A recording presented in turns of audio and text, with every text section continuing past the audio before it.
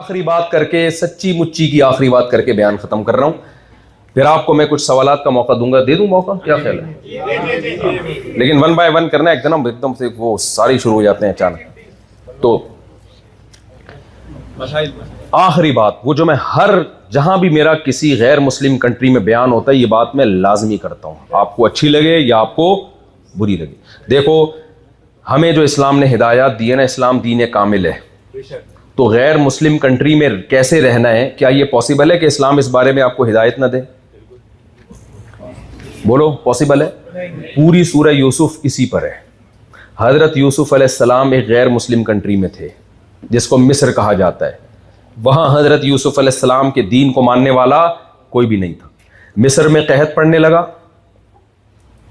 تو حضرت یوسف علیہ السلام بادشاہ کو خواب آیا نا, انی ارا سبع بقرات سمان یأکلہن سبع عجاف وسبع سنبلات خضر واخر یابسات. بھائی میں دیکھ رہا ہوں 7 موٹی گائیں 7 پتلی گایوں کو کھا رہی ہیں, اور اسی طرح گندم کے سبز خوشے وہ خشک کو کھا رہے ہیں. بادشاہ صبح اٹھا, اس نے بولا بھائی یہ لگتا ہے کوئی تعبیر والا خواب ہے. ہر خواب تعبیر والا, کیونکہ بہت سے لوگ خواب میں 4 شادیاں دیکھ کے اٹھ کے مجھے تنگ کر رہے ہوتے ہیں. میں کہتا بھائی سو جا یار, تیرا دماغ خراب ہو گیا ہے. تو ہر خواب کی تعبیر, خوابوں میں بہت کچھ ہوتا ہے. تو سچی مچی میں ہو گیا ہوتا نا تو یہ خواب کنٹینیو نہیں رہتا, پہلے ہی خوف سے اڑ جاتا. اچھا بھائی, تو بادشاہ نے یوسف علیہ السلام, بادشاہ نے درباریوں کو بلایا, بھائی ادھر آؤ, بس یہ آخری واقعہ سنا کے بیان ختم. درباریوں کو بلایا, بھائی صاحب ادھر آؤ ذرا. جو سچا خواب ہوتا ہے نا اس میں انسان کو سگنل ملتا ہے کہ یہ معمولی خواب نہیں ہے. اچھا کسی کو روز ہی سگنل مل رہا ہے نا تو یہ فالٹ ہے پھر اوپر کا. جیسے ایک نجومی کے پاس ایک بادشاہ گیا کہ مجھے یہاں خارش ہو رہی ہے نا. بادشاہ نے کہا یہ لگ رہا ہے کوئی نیا ملک فتح ہوگا. پھر بادشاہ نے کہا یہاں بھی ہو رہی ہے. اس نے کہا کہ تمہیں لگتا ہے کوئی نئی اولاد ہونے والی ہے جو شہزادہ بڑا خاندانی قسم کا ہوگا. بادشاہ نے کہا ادھر گھٹنے میں خارش ہے. اس نے کہا کہ بھائی ایسا لگ رہا ہے کہ کوئی خزانہ بھی دریافت ہونے والا ہے. بادشاہ نے کہا وہ دوسرے, اس نے کہا خارش کی بیماری ہے بھائی, علاج کرایا. تو بعض لوگوں کو روزانہ ہی لگتا ہے کہ ہمیں سچا خواب آ رہا ہے, تو وہ فالٹ کس کا ہے؟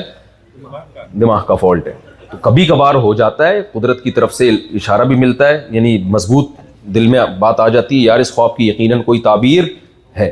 تو مصر کے بادشاہ کو خواب آیا 7 موٹی گائے 7 دبلی گائے کو کھا رہی ہیں. اس نے کو لگا کہ بھائی یہ معمولی خواب نہیں.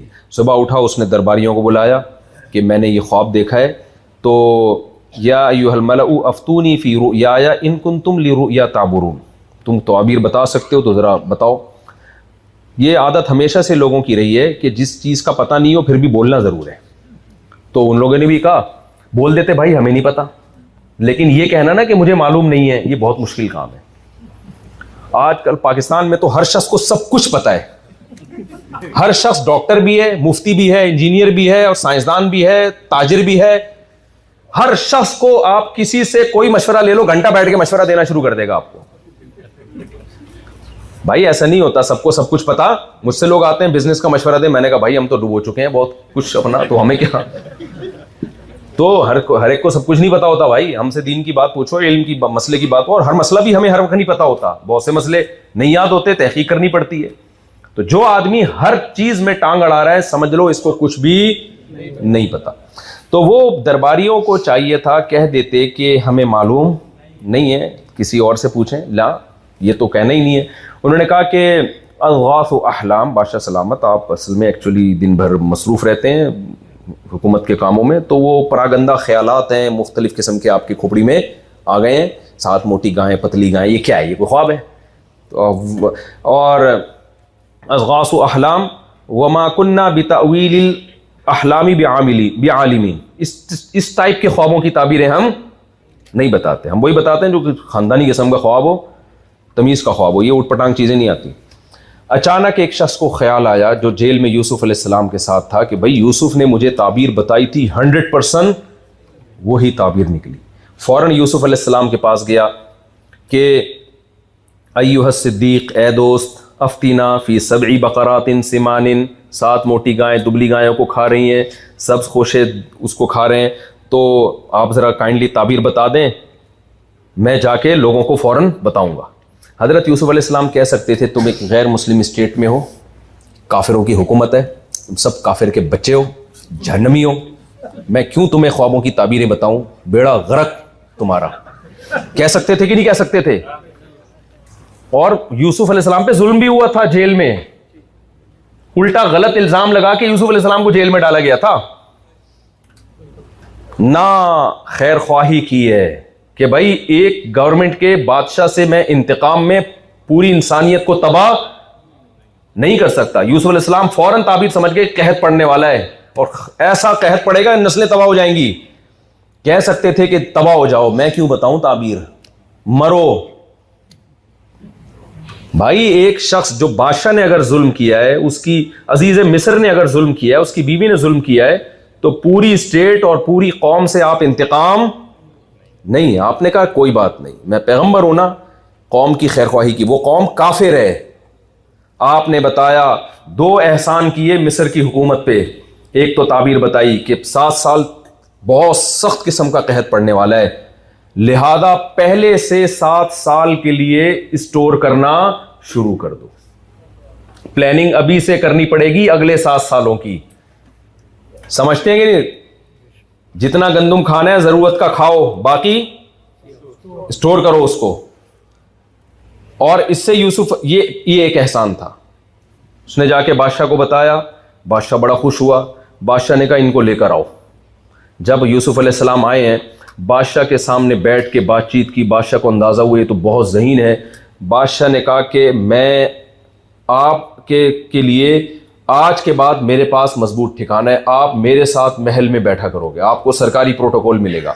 यूसुफ अलैहिस्सलाम कह सकते थे बस ठीक है भाई, मेरा मकसद क्या हो गया, हासिल, जेल से भी निकल गए, सरकारी प्रोटोकॉल भी हो, तो तुम कम वक्त काफिर के बच्चे ही ना। हमारा एटीट्यूड कुछ इस टाइप का है, हो तो क्या काफिर के बच्चे हो, ठीक है ना। वो तो जेल से निकलना था, इसलिए मैंने बता दी ताबीर ना। यूसुफ अलैहिस्सलाम ने देखा ना बादशाह बड़ी फॉर्म में आया हुआ है और बड़ी एकदम मुतासिर है। यूसुफ अलैहिस्सलाम ने फौरन वो ओहदा मांग लिया जिससे मिस्र को बेपनाह फायदा होने वाला था। यूसुफ अलैहिस्सलाम को पता था कहत के दिनों में ये स्टोर तो कर लेंगे, जो मैंने बता दिया इनको ये नहीं पता कि कितना स्टोर करना है, कितना खाना है। और पूरी दुनिया में जब कहत पड़ेगा, मिस्र के इर्द गिर्द जितने कंट्रीज हैं उनमें कहत पड़ेगा, वो सारे मिस्र की तरफ ही आएंगे। तो उनको किस कीमत पे ये खुराक के जखीरे बेचने हैं ताकि वो भी कहत से बचे और मिस्र की गवर्नमेंट इकोनॉमिकली स्टेबल हो जाए। ये इल्म इनके पास, इसके लिए तो अकाउंटिंग का इल्म चाहिए, इकोनॉमिक्स का माहिर होना चाहिए ना। तो यूसुफ अलैहिस्सलाम ये भी कह सकते थे कि आप मुझे ऐसा करें कि फलानी विजारत मुझे दे दें। हमारे सियासतदान ऐसी विजारत चाहते हैं जिसमें नोट छापने का मौका मिले। क्या ख्याल है भाई? अब अगर मिस्र इकोनॉमिकली तरक्की कर रहा होता ना, तो वो कहते मुझे वजीर खजाना बना दो, तो उंगली उठ सकती थी, भाई इतना स्टेबल मुल्क है, इसमें तो वजीर खजाना बनने में क्या है फायदा। कहत में मिस्र हलाक होने वाला था, ऐसे मौके पे वजारत खजाना का ओहदा मांगना, इसमें कोई लालच, बोलते क्यों नहीं हो सकती। क्या ख्याल है भाई? इसमें तो कोई लालच ही नहीं हो सकती। इसमें सिवाय इसके कि मिस्र को तबाही से बचाना, इसके अलावा कोई और नीयत नहीं हो सकती। यूसुफ अलैहिस्सलाम ने जब देखा बादशाह सलामत फॉर्म में आए हुए हैं और कह रहे हैं कि उहदा, तो यूसुफ अलैहिस्सलाम ने कहा इजअलनी अला खज़ाइनिल अर्ज़, आप मुझे वज़ीर ख़ज़ाना बना दो, इन्नी हफ़ीज़ुन अलीम, क्योंकि वज़ीर ख़ज़ाना में 2 क्वालिटी का होना ज़रूरी है। एक वो ख़ज़ानों की हिफाजत करे, खुद ना खाए, ये क्वालिटी मेरे अंदर, ज़रूरत के वक्त अपनी तारीफ़ करना भी जायज़ है। तभी रिश्ता जब लेने के लिए जाते हैं तो कितनी तारीफ़ें कर रहे होते हैं ना, वो ज़रूरत है। वहाँ जाके इन्हें बोलो खाकसार, मिस्कीन, गरीब खाना नहीं मिलेगा। वहाँ तो बोलना पड़ता है बंगला है भाई, कोई गरीब खाना नहीं है, अच्छा खाते हैं, अच्छा पहनते हैं, खाकसार वाकसार नहीं है, बड़े अल्लाह का शुक्र है, अल्लाह का दिया बहुत है, सर उठा के जी। ये तवाज़ो बुज़ुर्गों के सामने किया करो, खाकसार, गरीब, मिस्कीन। रिश्ते वालों के सामने ऐसी तवाज़ो करोगे तो बोलेंगे फिर किसी खाकसार से जाके शादी करो आप। वो मैंने बताया था ना लतीफ़ा, बहुत दफ़ा सुना चुका हूँ मैं। एक आदमी ने अपनी गर्लफ्रेंड से कहा मेरी तरह, मेरे पास वसीम की तरह घर तो नहीं है तो मैं दिल में बिठा सकता हूँ, वसीम की तरह गाड़ी तो नहीं है पलकों पे घुमा सकता हूँ, क्या चाहिए? उसने कहा वसीम का नंबर दे भाई, ये चाहिए। सही है ना? अच्छा भाई, अब वसीम का नंबर मिल जाएगा। अच्छा, तो यूसुफ अलैहिस्सलातु वस्सलाम ने क्या किया है? کہا کہ انی حفیظ، میں حفاظت کروں گا، خیانت نہیں. کیونکہ وزیر خزانہ کسی کو بنا دیا جائے نا، اس پہ 4 آدمیوں کو مزید وزیر بنانا پڑتا ہے کہ یہی نہ کھا جائے. کیا خیال ہے بھائی؟ سب سے زیادہ تو اس سے خطرہ ہوتا ہے. کہا میں حفاظت کروں گا. نمبر 2 علیم، صرف اخلاص کافی نہیں ہے. جب تک آپ کے پاس کسی علم کی نالج نہیں ہوتی. اب کسی نیک فقہا نے مسئلہ بیان کیا کہ فوجی کمانڈر جہاد میں اس شخص کو بنایا جائے گا جو ایکسپرٹ ہوگا. فرمایا اگر آپ کے پاس آپشن ہے نا، ایک نیک ہے ایکسپرٹ نہیں ہے، اور ایک نیک نہیں ہے لیکن ایکسپرٹ ہے، تو ایکسپرٹ کو نیک پر ترجیح دی جائے گی، کیونکہ اس کی نیکی کا کرنا ہے کیا جب اس کو آتا ہی نہیں ہے لڑنا. اب آرمی چیف آپ نے بنا دیا، 4 مہینے لگے ہوئے بزرگ کو لے جا کے کہ یار یہ نیک ہیں، تو وہ تو بھائی وہ نیک ہے تو ہے، کریں گے کیا ہو. تو نیک کے بجائے کیا دیکھا جائے گا بھائی وہ اس فیلڈ میں ماہر بھی ہے. ہر چیز میں شریعت میں یہی ہے، علاج ڈاکٹر سے کرایا جائے گا. آج اوٹ پٹانگ کام بہت ہو رہے ہیں، ابھی میں کیا اس پہ تقریر کروں، بیان پہ بہت لمبا ہو جائے گا. جو جس کا کام نہیں ہے اس سے وہ کام کروایا جا رہا ہے جا کے. خیر وہ میں ایک لطیفہ سناتا ہوں لیکن نہیں سناؤں گا ابھی، وہ غلط لطیفہ ہے.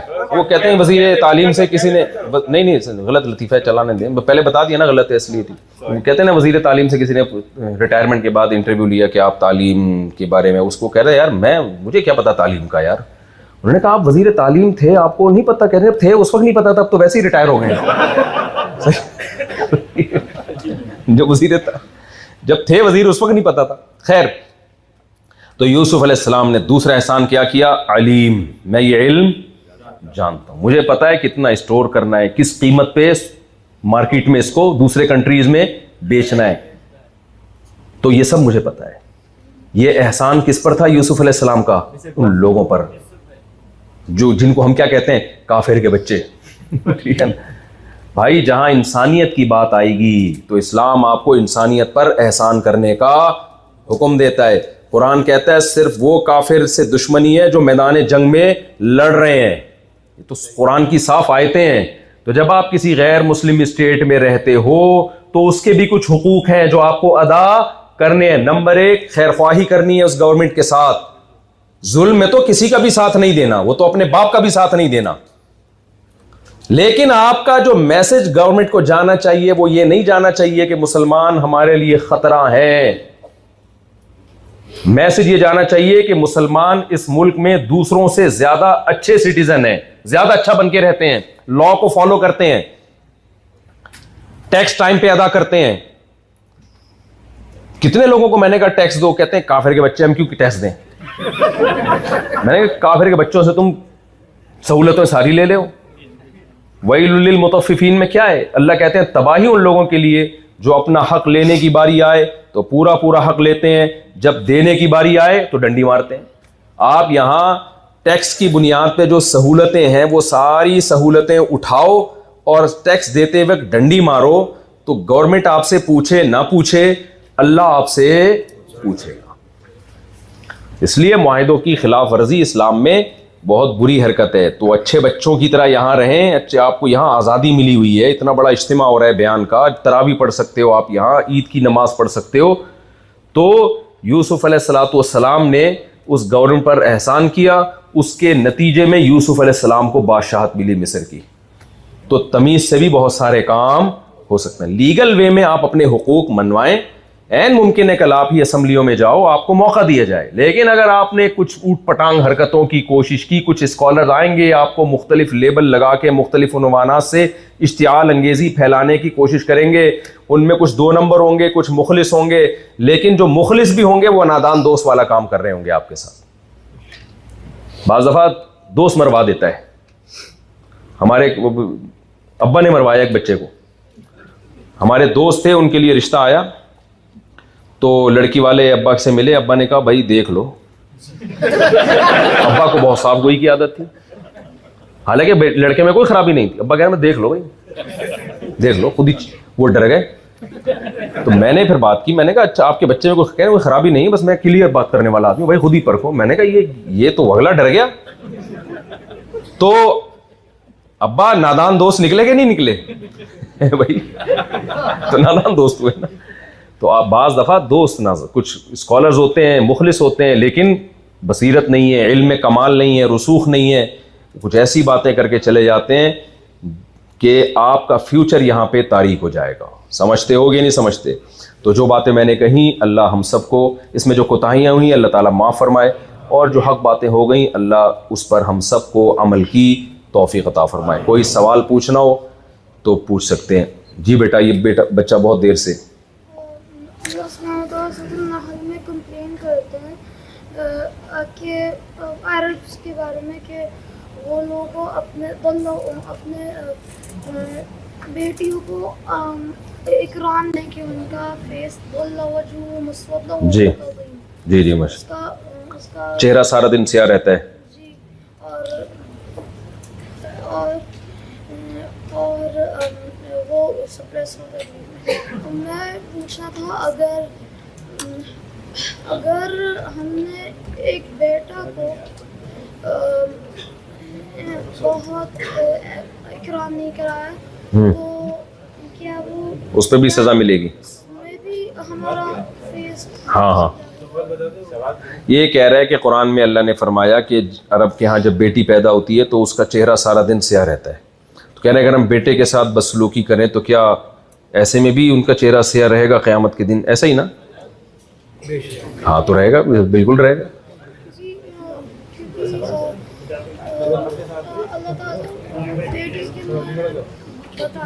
وہ بیٹوں کے ساتھ اس طرح کا ظلم نہیں ہوتا تھا نا بیٹا جو بیٹیوں کے ساتھ, اس لیے اللہ نے کہا, ورنہ اللہ کی نظر میں دونوں کے پہ ظلم حرام ہے. چلیں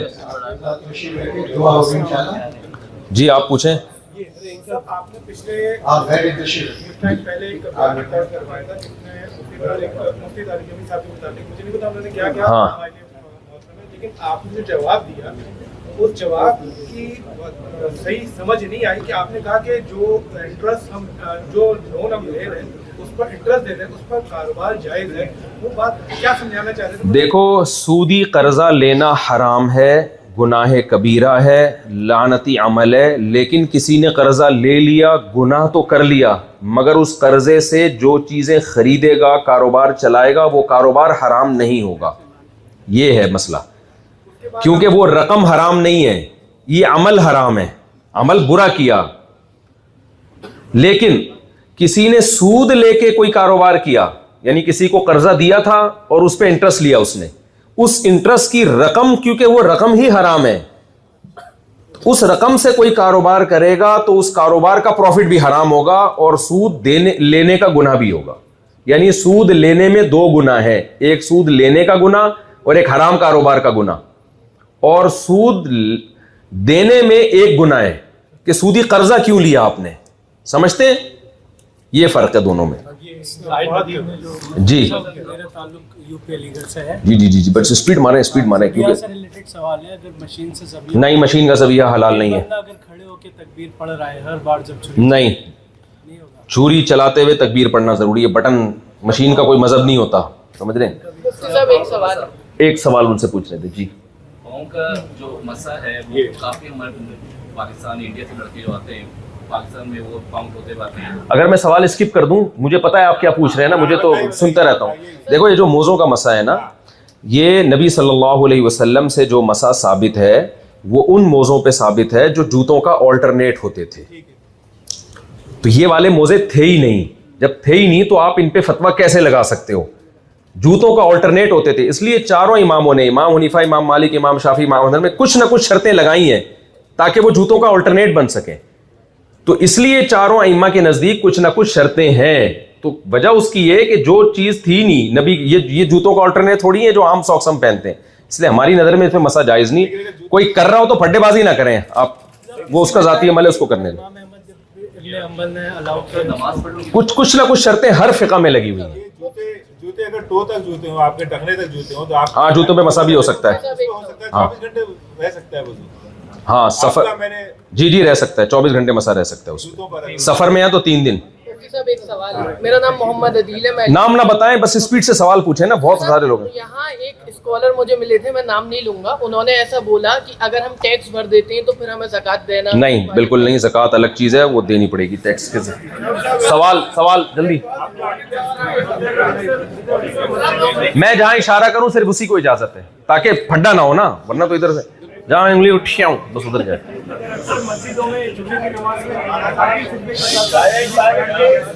اس پہ میں کلپ ریکارڈ کروا چکا ہوں نا, وہ میرا یوٹیوب پہ سن لیں. جی جس طرح سود کے اوپر بات ہو رہی ہے کہ اگر ہم کہتے ہیں کہ آپ ڈاؤن پیمنٹ کے طور پر آپ کے کانٹریکٹ پر ہم 0% انٹرسٹ لکھ دیں گے, لیکن انیشیلی آپ سارا جو ہے نا وہ پیمنٹ جتنی بھی جو سود, اگر وہ 5 سال کی آپ نے فائنینسنگ گاڑی کی کرائی ہوئی ہے تو وہ کہتے ہیں انیشیلی آپ سارا دیتے ہیں, وہاں پہ کانٹریکٹ پہ 0%, تو یہ وہ سب ڈاؤن پیمنٹ کی مد میں آ جائے گا. تو کیا یہ جائز ہے, یہ بھی وہ سود کی اس میں نہیں, جو قسطوں میں, قسطوں مہینے, ہاں تو اسی وقت اگر طے ہو جائے نا, قسطوں پہ چیز ہمیشہ مہنگی ہوتی ہے, یہ سود نہیں ہے, لیکن اسی وقت طے کر دیا جائے کہ یہ پیمنٹ میں لوں گا, اور پھر کس لیٹ ہونے کی صورت میں اضافی نہیں ہو, 7 سال کے اوپر بس 7 سال ہو 10 سال ہو کوئی فرق نہیں پڑتا اس سے. ارشاد. ریئل اسٹیٹ ایجنٹ کا جو کام ہوتا ہے کیا وہ حلال ہے یا نہیں حلال؟ حلال ہے, ریئل اسٹیٹ کمیشن ایجنٹ ہے, پلاٹ فائلنگ ادھر ادھر کرنے کا کمیشن لیتا ہے. مورگیج وغیرہ جائز نہیں بھائی. ریفر کرتا ہے, نہیں, سودی قرضہ لینے میں تعاون کرنا بھی جائز نہیں ہے. ریئل اسٹیٹ ایجنٹ کا کام دیکھیں, ریئل اسٹیٹ ایجنٹ اگر یہ کرتا ہے نا کہ آپ نے بینک سے لون لیا, ریئل اسٹیٹ ایجنٹ وہ بینک سے جا کے لے لیتا ہے, اپنے پیسے بینک سے لیتا ہے, لیکن درخواستیں ساری آپ کی دی ہوئی ہیں, تو اس میں جو اسٹیٹ ایجنٹ ہے اس کو گناہ نہیں ملے گا. چیز پہ لیتے ہیں وہ ریئل اسٹیٹ آپ سے پیسے لے لیتا ہے, ہاں لیکن وہ ارینج کر دیتا ہے مورگیج بھی اور سب کچھ. نہیں, وہ ارینج نہیں کر سکتا, شرن صحیح ٹھیک نہیں ہے یہ. جلدی پوچھیں بھائی, جلدی ہاتھ. غیر مسلم دوست کا انتقال ہو گیا, مغفرت کی دعا کر سکتے ہیں؟ نہیں, مغفرت کی دعا نہیں کر کیا سکتے, کر سکتے ہیں اس کے لیے؟ بس تعزیت کر سکتے ہیں بھائی, بہت افسوس ہوا کہ انتقال ہو گیا, نہ ہوتا تو اچھا تھا. ہاں بالکل کیا جائے گا, جو ہیں جو مذہب پر ہیں وہ اہل کتاب ہیں, ان میں جو ایتھیسٹ ہو گئے ہیں وہ تھوڑی ہیں. چلو بھائی, ٹاٹا, السلام علیکم.